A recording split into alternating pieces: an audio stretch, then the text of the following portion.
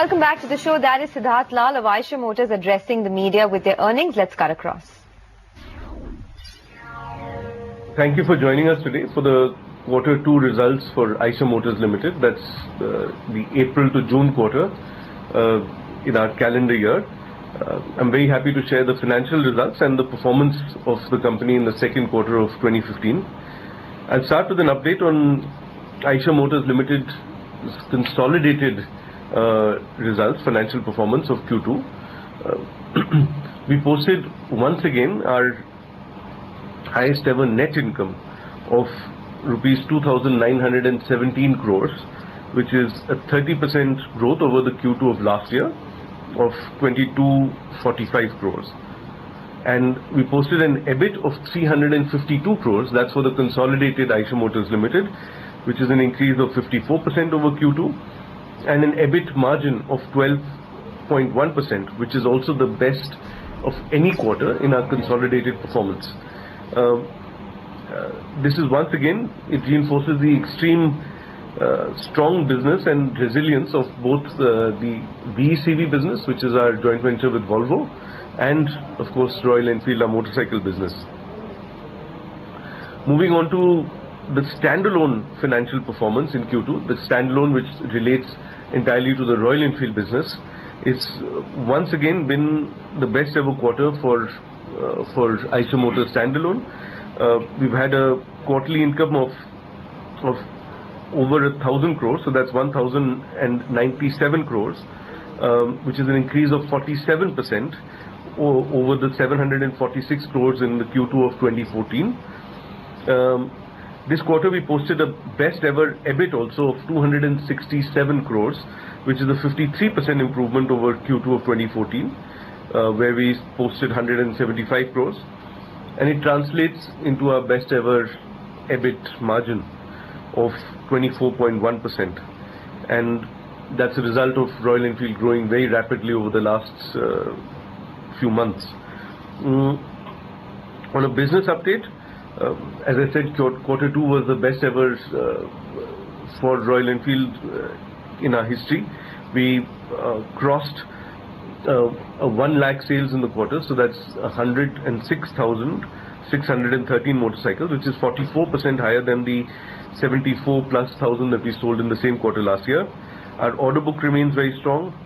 Our key projects of product development and of product development infrastructure in both in Chennai and in the UK, they are progressing as per plan, and we're also expanding our footprint in India in form of retail stores and outlets. So we're on track to to growing our 400 stores to around 500 by the end of this year. We're doing the new retail identity in all of the stores. So all the projects that we've planned in Royal Enfield are all very much on track.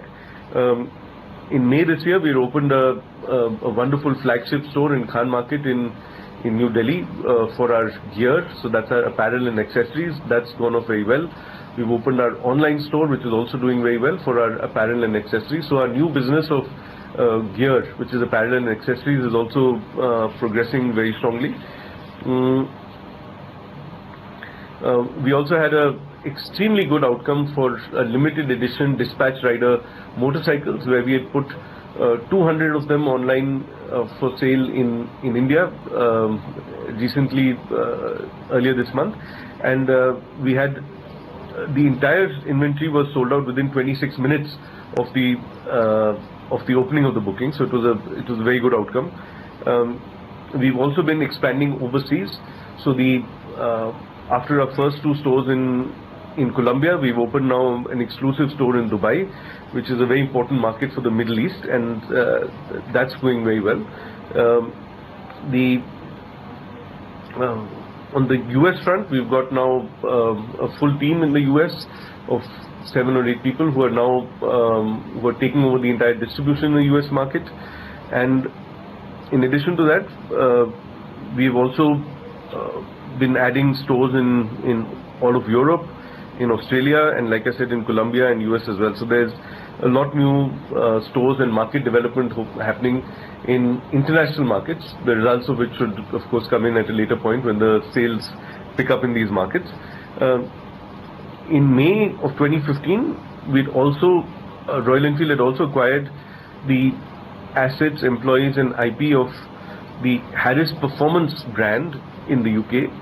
Harris Performance has deep expertise in chassis development. We've been working with them for 5 years on chassis of our new products, and they now become a part of our team.